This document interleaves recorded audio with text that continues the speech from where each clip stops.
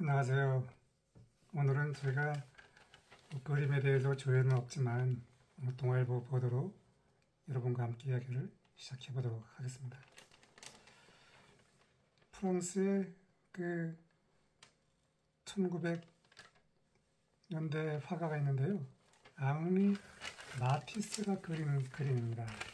이 그림에서 주는 포인트는 자유는 어디에서 왔을까라고 하는 것입니다. 누구나 쉽게 이야기할 수 있는 자유인데요. 하지만 이 그림 속 깊이 들여다보면 자유를 얻기 위해서 우리는 부당한 노력을 해야 한다라고 하는 것입니다. 오늘 제가 이렇게 처음에 서두를 좀 편하게 시작한 이유가 있습니다.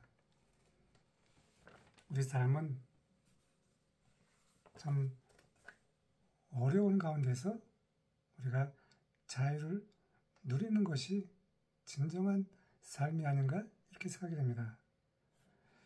저는 여러분도 잘 아시겠지만 자타가 공인하는 세계적인 보석을 취급한 보석 감정사로서 90년도에 참 심겹게 미국 유학을 가서 이게 참 저와 전공과 전혀 무관한 보석을 공부하면서 참 저에게는 인생이 얼마나 보석처럼 소중한가라고 하는 것을 깨닫는 참 감사한 그러한 시간을 가졌습니다. 비록 그 공부하는 시간은 힘들었지만 저에게 인생과 보석의 그 깊은 의미를 깨닫게 했는데요. 우리가 보통 이 다이아몬드를 보게 되면은 우리가 잘 아는 바와 같이 다이아몬드가 지구상에서 가장 강하잖아요. 모수경두개가 10인데 그 다음에 우리가 흔히 듣는 보석 있죠? 사파이어가 9입니다. 그럼 9와 10 차이의 숫자로는 1의 차이지만 이 책에서 보면은요, 그것을 다시 얼마나 강한가로 바꾸어서 계산하게 되면은 다이아몬드가 14만이라고 할 때 코른덤은 얼마일까요? 1000입니다. 1000. 그러면 실제로 다이아몬드와 코른덤의 모수경둑의 차이는 1이지만 실제 그 부닥침의 강도는 다이아몬드가 1400배가 아니 죄송합니다. 140배가 높다라고 하는 것입니다. 자, 지구가 이렇게 있을 때 이게 지구라고 생각하면은 보통의 보석들은 이곳에서 형성이 되면은 다이아몬드는 한참 밑에 내려가서 형성이 됩니다. 그만큼 가치가 있기 위해서는 그만큼 어려운 상황에서 형성이 된 보석이 그렇지 않은 상황에서 형성된 보석보다 가치가 있다고 하는 것입니다. 저는 오늘 여러분에게 제가 그 자유를 말씀을 드렸는데요.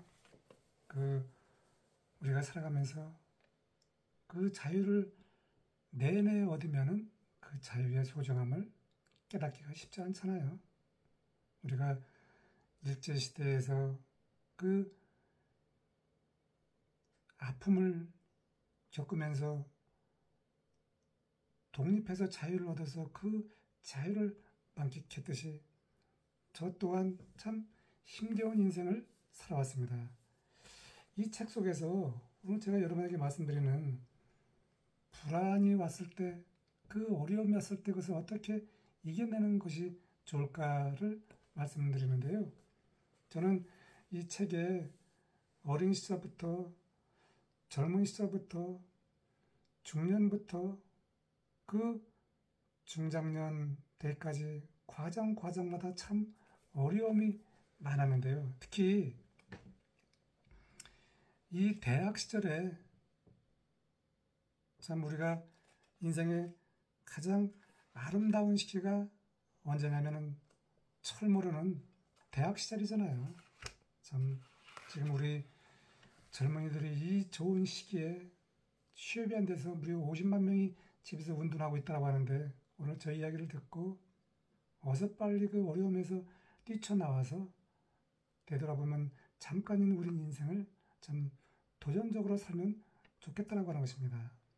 그 어려움을 그러면 어떻게 이겨낼까? 어려움이라고 하는 것은 여러 가지 형태로 다가오잖아요. 요즘 참 그 트럼프 대통령이 들어와서 주가가 뭐 아주 곤두박질 치고 참 어려운 그런 상황이잖아요. 참 주식에 저도 뭐 예전에 좀 해봤지만, 우리가 그 경제적 손실을 경험하는 것과 육체적 손실, 육체적 고통을 경험하는 것, 이와 같은 것들은 그것이 참 나에게 감당할 수 없는 어려움으로 왔을 때 참 이겨내기 위해서는 우리가 참 그 많은 아픔을 겪어야 됩니다. 그 아픔 때문에 거기서 내가 넘어지고 쓰러지면 절대 안 된다라고 하는 것입니다. 자, 저는 이렇게 생각합니다. 우리가 힘들고 어려울수록 두려움 속에 갇혀 있지 말고 두려움을 통해서 더 도전하자라고 하는 것입니다. 제가 대학 시절에 육체적 질병이 와서 참 그 휴학을 했습니다. 지금이야 제가 여러분에게 이렇게 편하게 말씀드리지만, 우리가 그 젊은 날에 정말 세상을 모르고 하루를 날밤을 새도 그 힘들 줄 모르는 그 시절에 저는 건강의 코너에 몰렸습니다. 저도 놀랐죠. 갑자기 힘들다 보니까 병원에 가서 검사를 해보니까 이것은 그냥 날 것이 아니라 오랜 시간이 걸리는 그러한 그 육체적 고통을 만나게 된 것입니다. 참 처음에는 덜컹 겁이 났죠. 근데 오늘 이 마티스가 말한 자유는 어디에서 올까라 이야기도 보면요, 우리가 자유를 얻기 위해서는 그 겉으로 드러난 그러한 것만을 찾는 자유가 아니라, 어려움이 왔을 때 그 어려움을 내가 거기에다가 몸을 기대서 시행착오를 거쳐서 내가 다시 내적인 성장을 하면은 그것이 진정한 자유라고 하는 것입니다. 우리가 그 살아가면서 보통 우리가 말하는 그런 편안할 때 그러한 자유가 아니라, 어려움이 왔을 때 그 자유를 얻기 위해서는 우리가 부단한 노력을 해야 한다고 하는 것입니다. 자, 저 같은 경우에도 마찬가지죠. 제가 그 어려운 컨디션 상황이 와서 병원에 와서 검사를 해보니까 의사가 이것은 금방 날 수 있는 것이 아니라 오랜 시간을 거친다라고 하는 그러한 정말 세상이 무너지는 그 판단했을 때 저는 참 힘들었습니다. 하지만 우리가 어려울수록 차분해야 됩니다. 어렵다고 해서 이것저것 아무거나 하게 되면은 우리가 삶이 더 피폐해지고 황폐해지죠. 내가 이 길로 가는 것이 맞을까라고 우리가 생각한다 하다 보면은 그냥 그 정상적인 것을 벗어나서 비정상적인 것으로 어려운 상황을 막아보려 하는 경우가 있죠. 저는 이제 아픔을 참 많이 경험해서 주변에서도 이게 좋다라고 참 많은 유혹을 받았습니다. 그래서 빨리 쾌유가 돼서 세상으로 다시 나아가고 싶었지만, 하지만 우리는 급하다고 해서 막무가내로 하게 되면은 우리가 더 현실이 어려워진다고 하는 것입니다.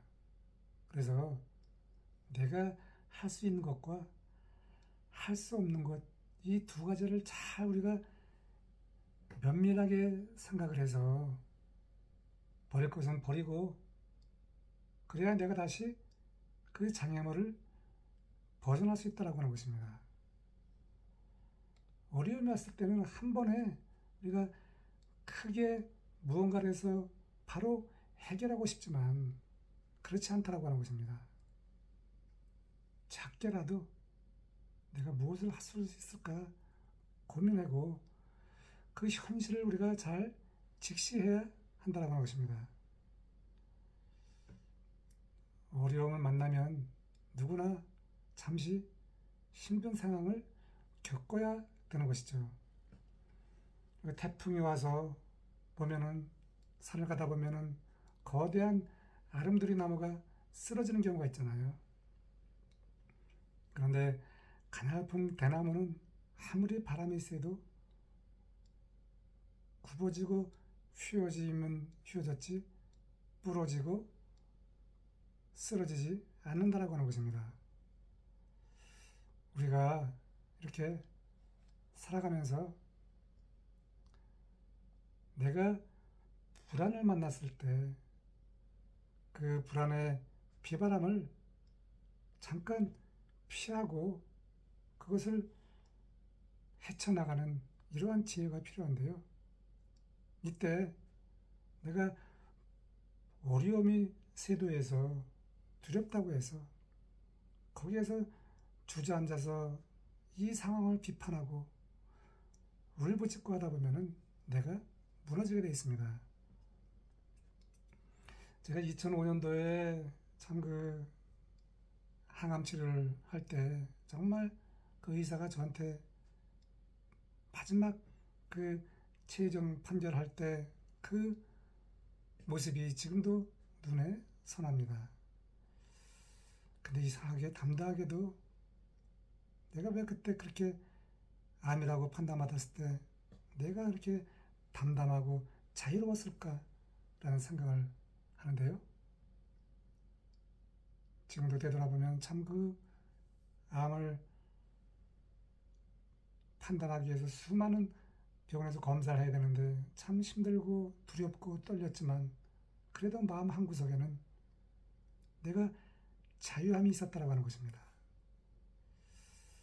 참 그래서 항암 치료를 6개월을 하고 회복을 하기 위해서 1년을 쉬면서 때로는 바다에 가서 안면도 바다에 가서 거기서 항암 치료하면서 3개월을 요양을 했습니다. 그때 혼자 그 암 환자들과 같이 살면서 거기에서 많은 암 환자들이 하는 이야기가 큰 것을 바란 것이 아니라 오늘 내가 힘을 내고 오늘 내가 조금이라도 좋아진다라고 하는 이 작은 변화에 거기에서 자유를 얻었다라고 하는 것입니다. 그래서 오늘 제가 여러분에게 좀 무거운 이야기를 했는데요. 요즘 우리 대한민국이 겉으로 보면 참 화려하고 모두가 참 행복한 것 같은데 왜 한 구석에는 그렇지 않을까요? 우리가 기대하는 것이 너무 많다라고 하는 것입니다. 그 기대감이 많은데 실제로 갈수록 세상은 그 기대감과 괴리가 크잖아요. 그래서 우리는 참 이럴 때일수록 나를 들여다보고 또 내가 남에게 꾸며지기 위해서 살아가는 것이 아니라 있는 그대의 모습을 보여주는 게 좋다라고 하는 것입니다. 제가 항암 치료했을 때 참 그 머리가 다 빠졌거든요.